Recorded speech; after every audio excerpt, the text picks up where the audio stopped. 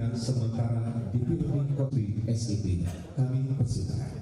4 pimpinan DPRD Kota Palembang resmi dilantik dalam rapat paripurna istimewa pada Senin 14 Oktober 2024. Pimpinan baru DPRD Palembang periode 2024-2029 dipimpin politisi Partai Nasdem Ali Subri dengan Wakil Ketua Hari Apriansah dari Partai Gerindra, M. Hidayat dari Partai Golkar, dan Zainal Abidin dari Partai Demokrat.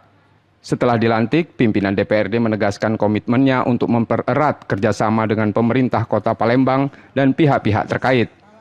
Mereka akan fokus pada peningkatan kesejahteraan masyarakat dan pemerataan pembangunan di kota ini.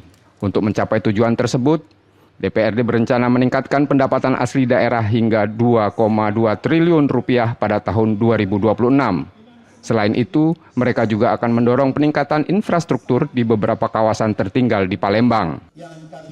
PR kita akan meningkatkan PAD Kota Palembang, biar pembangunan merata dan kita akan mensejahterakan masyarakat.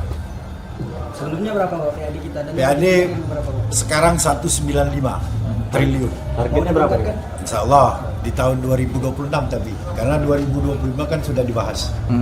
Sekitar 2 miliar, 2,1 lah, atau 2,2. Yang jelas target kita untuk pembangunan ke pelosok-pelosok yang tertinggal dan infrastruktur yang kita harus galakan pembangunan.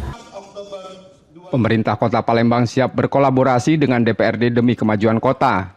Pemkot menilai DPRD sebagai mitra strategis yang dapat mendukung arah kebijakan pembangunan daerah.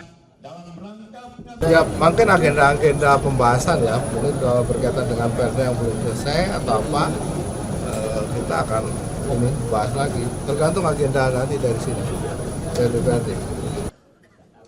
Ditambahkan PJ Wali Kota Palembang, DPRD memiliki fungsi penting dalam pemerintahan, mulai dari pembentukan peraturan daerah, penganggaran, hingga pengawasan.